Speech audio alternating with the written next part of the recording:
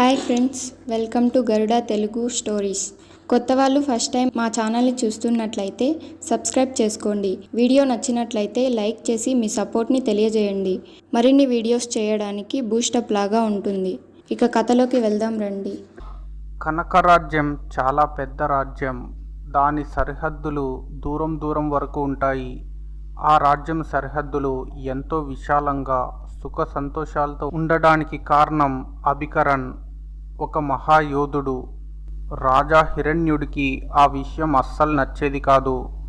అభికిరణ్ పేరు తనకంటే చర్చనీయంగా ఉంది అని. అటువంటి గొప్ప యోధుడు ఆ రాజ్యంలో ఉండడం అతను వరంగా అనుకోవడానికి బదులు శాపంగా అనుకొని పొరపాటు పడతాడు. ఇవాళ హిరణ్యుడు అభికరణ్ను గదిలోకి పిలుస్తారు. రా అభికరణ్, చెప్పండి మహారాజా, ఏంటి విషయం? రాజు కావాలనుకుంటున్నావా? మహారాజా, నేను ఒక దాసుని మాత్రమే, సంకోచం ఎందుకు? నేనైతే మంత్రుల ద్వారా ఇదే విన్నాను. ఎప్పుడు ఎవరు కనకరాజ్యం పేరు విన్నా సరే వాళ్ళు అందరికన్నా ముందే వారు అభికరణ్ పేరు చెప్తారంట. నేను కేవలం నా మాతృభూమి గురించి, నా ప్రజల గురించి ఆలోచిస్తా అంతే. అలాగా? కానీ ఇక మీదట ఈ రాజ్యంలో నీ పేరు ఎత్తితే వారికి 100 కొరడా దెబ్బలు వేస్తాను. నాతో పాటు యుద్ధంలో ఎవరైతే పాల్గొన్నారో వాళ్ళు ఈ అన్యాయానికి అస్సలు అంగీకరించరు. మీరు రాజు అయి ఉండవచ్చు, కానీ ఈ విషయంలో మీతో ఏకీభవించరు. మీరు దీన్ని విద్రోహంగా భావిస్తే అలాగే అనుకోండి. ఈ యోధులు ఎవరైతే నీతో పాటు ఉన్నారో వాళ్ళ గురించి మాట్లాడుతున్నావా? అప్పుడే అభికరణ్తో పాటు ఉన్న సైనికులు తనని వెన్నుపోటు పొడుస్తారు. ఇవాళ కనకరాజ్యం భవనం కనకపూర్లో చాలా ప్రసిద్ధి చెందింది. కానీ అది ప్రసిద్ధి చెందడానికి కారణం దాని చారిత్రాత్మక కథ కాదు, ఒక చెడు నీడకు సంబంధించిన భయం. అందరూ సాయంత్రం కాగానే ఇంటి నుండి బయటకు రావడం కూడా మానేస్తారు. గిరీష్ అనే ఒక కానిస్టేబుల్ అదే భవనం దగ్గర ఒక వ్యక్తి దగ్గర లంచం తీసుకునే ప్రయత్నం చేస్తాడు. సరే, డబ్బులు ఇవ్వు.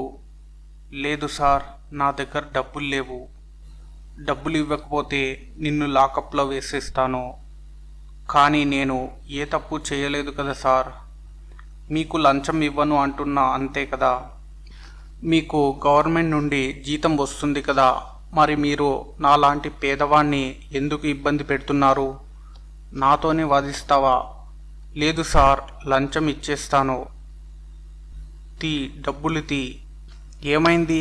లాఠీతో కుట్టినా ఇంత పెద్దగా అరవరేమో, కానీ డబ్బులు ఇస్తుంటే అరుస్తున్నావేంటి? వెనక్కి తిరిగి చూడండి. ఏముంది నా వెనుక? ఆ భయంకరమైన దృశ్యాన్ని చూసిన అతను అక్కడే స్పృహ తప్పి పడిపోతాడు. ఆ భయంకరమైన భూతం తనని ఏమీ చేయదు. చూస్తూ ఉండగానే తెల్లవారుతుంది. ఆ తర్వాత ఆ వ్యక్తి స్పృహలోకి వస్తాడు. అరే, ఇదేంటి? అతను ఏమయ్యాడు? బహుశా ఇదంతా నా కల ఏమో. అతను చాలా భయపడిపోయి ఉంటాడు. అన్నింటినీ కల అనుకొని మర్చిపోవాలని అనుకుంటాడు. కానీ వెంటనే అతనికి రక్తపు మరకలు కనిపిస్తాయి. అంతటితో తన భయం రెట్టింపు అవుతుంది. తను అక్కడి నుండి పరిగెడుతూ తిన్నగా పోలీస్ స్టేషన్కు వెళ్తాడు. అక్కడికి వెళ్ళేసరికి 4 పోలీసులు ఉంటారు. సార్, అదేంటి? ఏమైంది? ఎందుకంత కంగారు పడుతున్నావు? రా, కూర్చొని కాస్త ప్రశాంతంగా చెప్పు. అది నిన్న నేను ఆ పాడుబడిన బంగ్లా దగ్గరకు వెళ్ళాను. అప్పుడు ఒక రాక్షసుడు ఒక కానిస్టేబుల్ను చంపేశాడు. నువ్వు అసలు ఏం మాట్లాడుతున్నావు? ఏ కానిస్టేబుల్ని చంపాడు? రాక్షసుడా? రాక్షసుడేంటి? అరే, నువ్వు ఏం మాట్లాడుతున్నావు? కాస్త నిదానంగా చెప్పు, మాకు అర్థం కావాలి కదా. అలాగే సార్, నేను చెప్తాను. నిన్న గిరీష్ గారు లంచం కోసం వచ్చారు. నేను ఇవ్వనని చెప్పాను. ఆయన నన్ను ఆ పాడుబడిన బంగ్లా దగ్గర తీసుకెళ్లారు. ఆయన కొట్టిన దెబ్బలకు నేను డబ్బులు ఇచ్చేశాను. ఉన్నట్టుండి ఒక భయంకరమైన రాక్షసుడు వచ్చాడు. నువ్వేమంటున్నావు? నీకు మతికాని పోయిందా ఏంటి? గిరీష్ మాతోనే ఉన్నాడు. మాలో ఎవరు కూడా లంచాలు తీసుకోరు. ఆగు నందు, ఇక్కడ నీ లంచం గురించి ఎవరూ మాట్లాడడం లేదు. దానికంటే గంభీరమైన విషయం ఏంటంటే గిరీష్ చనిపోయాడు. విక్రమ్, ఇతడు చెప్పే రాక్షసుడి విషయం నువ్వు నమ్ముతున్నావా? అతను చూసింది రాక్షసుడిని కాకపోవచ్చు. బహుశా అతను పొరపడి ఉండవచ్చు. మనం పోలీసులం. పరిశీలించడం మన పని, నిర్ణయించడం కాదు. నన్ను క్షమించి విక్రమ్. ఇతని మాటలు వినగానే నాకు కొంచెం కోపం వచ్చింది. ఎక్కడైతే నువ్వు గిరీష్ చనిపోవడం చూశావో అక్కడికి తీసుకెళ్ళు. లేదు సార్, నేను ఆ రాక్షసుడి దగ్గరకు మళ్ళీ రాలేను. నిన్నైతే ఎలాగో తప్పించుకున్నాను. ఇవాళ అతను నన్ను వదిలిపెట్టాడు సార్. క్షమించు. కానీ బహుశా నీకు ఈ విషయంలో సీరియస్నెస్ అర్థం కావట్లేదు అనుకుంటా. నువ్వు ఏదైతే కథ చెబుతున్నావో దానికి ఆధారాలు దొరికే వరకు దీనిని కథగానే భావిస్తాం. అంతవరకు నిన్ను కూడా అనుమానించాల్సి వస్తుంది. సార్, మీకు నేను ఆ చోటు చెబుతాను. మీకు అనుమానంగా ఉంటే మీరు నన్ను ఇప్పుడే లాకప్లో పెట్టేయండి. ఆ ప్రదేశానికి మాత్రం రాను. వస్తావా లేదా? మీరు నన్ను కొడతారు, కానీ ఆ రాక్షసుడు నా ప్రాణం తీస్తాడు. విక్రమ్ ఇంకా అతని తోటి వాళ్ళు ఆ వ్యక్తి అంతగా భయపడ్డం చూసి తన మీద ఇక ఒత్తిడి పెట్టారు. ఆ తర్వాత అతను చెప్పిన చోటకి వాళ్ళందరూ వెళ్తారు. పోలీసులు నలుగురు గిరీష్ శవం దగ్గరకు వెళ్ళి నిలబడతారు. గిరీష్ శవం ఆ వ్యక్తి ఏ విధంగా అయితే చెప్పాడో సరిగ్గా అదే విధంగా పడి ఉంటుంది. పాపం గిరీష్ చనిపోయాడు సార్. ఇతని హత్య ఖచ్చితంగా ఈ భవనంలో ఉండే దయ్యమే చేసుంటుంది. ఇక్కడ నువ్వు ఇటువంటి మాటలు మాట్లాడకూడదు. మనం కేసును పరిశీలించాలి. ఆధారాల కోసం వెతకండి. సార్, మీకు తెలీదు, ఎవరు సాయంత్రం అయితే ఈ బంగ్లా వైపు కూడా రారు. ఇక్కడ చాలామంది చనిపోయారు. వాళ్ళందరూ ఎలా చనిపోయారో ఇంతవరకు తెలియనే లేదు. నందు చెప్పింది నిజమే. మనం ఇక్కడి నుండి వెళ్ళిపోవడమే మంచిది. నువ్వు పోలీస్ వాడివా లేకపోతే చిన్నపిల్లవాడివా ఇటువంటి విషయాలు నమ్ముతున్నావు? నీ డ్యూటీ నువ్వు చెయ్యి. విక్రమ్ ఎలా చెబితే అలా చెయ్యి. ఒకవేళ మీ ఇద్దరు చెప్పేది నిజమనుకున్నా దాని అర్థం మన అనుమానం ఇంకా ఖాయం అవుతుంది. ఈ భవనంలో రాత్రి సమయంలో ఎవరో ఒకరు అంతం చేస్తున్నారు. ప్రతిసారి రాక్షసుడి పేరు చెప్పి తప్పించుకున్నారు. అవును విక్రమ్, నువ్వు చెప్పేది నిజమే. సాయంత్రం కాబోతుంది. కాసేపు ఇక్కడే ఉందాం. చీకటి పడిన తర్వాత ఎవరూ కనిపించకపోతే అప్పుడు మనం లోపలికి వెళ్దాం. అవును, నువ్వు చెప్పింది నిజమే. నందు, రతన్, మీరు భయపడాల్సిన అవసరం లేదు.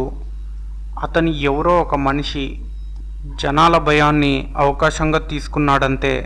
విక్రమ్, అఖిల్ ఇంకా ఇద్దరు కానిస్టేబుల్స్ భవనం దగ్గర దాక్కొని సాయంత్రం ఎదురు చూస్తూ ఉంటారు. నెమ్మదిగా చీకటి పడుతుంది, కానీ అక్కడ ఒక వ్యక్తి కూడా కనిపించలేదు. ఆ తర్వాత ఆ భవనం మొత్తం నిశ్శబ్దంగా అనిపిస్తుంది. బహుశా ఇతను భవనం లోపలే ఉన్నట్లున్నాడు. అయితే మనం లోపలికి వెళ్దామా సార్?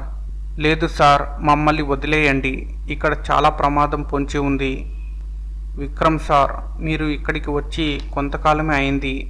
అందుకే మీకు ఏమీ తెలీదు. మేము చిన్నప్పటి నుండి ఇక్కడే ఉన్నాం. దీని గురించి మేము ఎన్నో కథలు విన్నాం. అందుకనే చీకటి పడిన తర్వాత ఈ ప్రదేశానికి ఎవరూ రారు. మీరు కూడా మా మాట వినండి. అదే మీకు మంచిది సార్. అవును సార్, ప్లీజ్. ఒకవేళ మీ ఇద్దరికీ అంత భయంగా ఉంటే ఒక పని చేయండి. మీ ఇద్దరు బయట కాపలా కాయండి. నేను, అఖిల్ లోపలికి వెళ్తాం. అలాగే సార్. విక్రమ్ మాట విన్న తర్వాత నందు ఇంకా రతన్ బయట నిలబడతారు. అఖిల్ విక్రమ్తో పాటు లోపలికి వెళ్తారు. వాళ్ళిద్దరూ కూడా తుపాకీలు చేతిలో పట్టుకుంటారు. విక్రమ్ ముందు వెళ్తే అఖిల్ తన వెనకాలే వెళ్తాడు. ఇక్కడ చాలా చీకటిగా ఉంది. కాస్త జాగ్రత్త అఖిల్, ఏమైనా జరగచ్చు. నేను జాగ్రత్తగానే ఉన్నాను. వాళ్ళు ఎవరైనా సరే గిరీష్కి నేను న్యాయం చేసి తీరుతాను. తన చావు వెనుక ఎవరైతే ఉన్నారో వారిని పట్టుకొని తీరుతాను. అప్పుడే అఖిల్ విక్రమ్ వెనుక ఎవరో నడుస్తున్న శబ్దం వస్తుంది.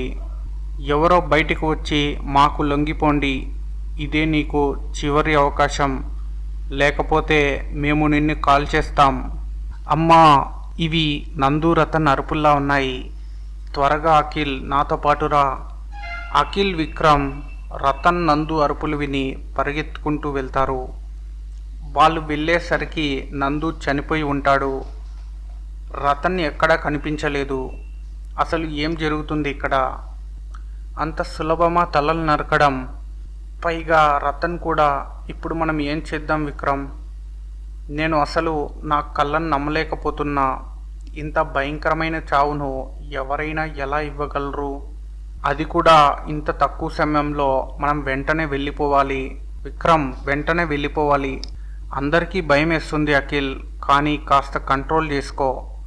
కానీ మనం ఏం చేయాలి? రాక్షసుల మాట నిజమే అయితే మనం ఇక్కడ ఏం చేయలేం.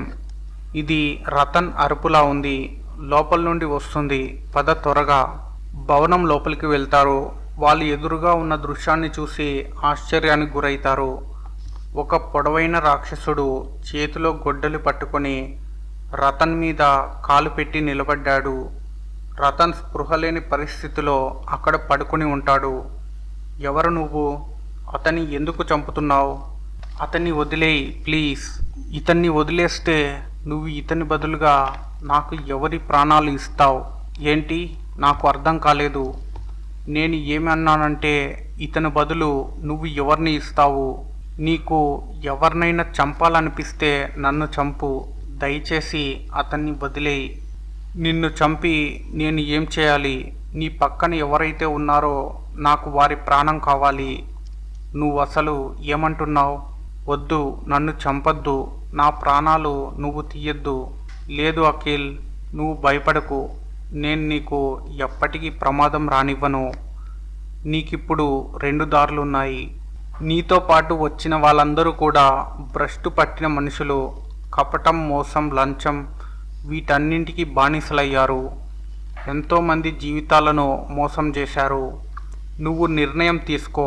వీళ్ళతో కలిసి నువ్వు చావాలనుకుంటున్నావా, లేక వీళ్ళను బలి ఇచ్చి నువ్వు బ్రతకాలనుకుంటున్నావా? నువ్వు ఏం మాట్లాడుతున్నావు? నీకు తెలుసా వాళ్ళు తప్పు చేశారో లేదో? నీకెలా తెలుసు? అయినా ఒకరి తప్పులను మనం త్రాచులో వేసి తూచలేం కదా. నా చేతిలో ఏమీ లేదు. ఇది నా పని కూడా కాదు. నేను నీకు ఒక్కటే చెప్పాలనుకుంటున్నా. నువ్వు నా ప్రాణాలను ఎందుకు తీయాలనుకుంటున్నావు? విక్రమ్ తన ప్రాణాలను ఇస్తున్నాడంటున్నాడు కదా. సరే, అయితే ఎవరూ తప్పించుకోలేరు. అయితే నువ్వు మమ్మల్ని ప్రశ్నలు ఎందుకు అడిగావు? ఎందుకు మాకు నమ్మకాన్ని ఇచ్చావు? మేము తప్పించిపోవడం చూడ్డానికా? ఆ ప్రశ్నలు నీకోసం కాదు, భ్రష్టు పట్టిన మనుషుల కోసం. ఇలాంటి భ్రష్టు పట్టిన మనుషుల వల్లే నేను చనిపోయాను. అందుకనే నాకు అటువంటి మనుషులు కనిపిస్తే నేను చంపేస్తాను. ఆ మాట చెప్పి అతను అక్కడి నుండి మాయమైపోతాడు. విక్రమ్ తన తోటి వాళ్ళ వైపు చూస్తూ ఉండిపోతాడు.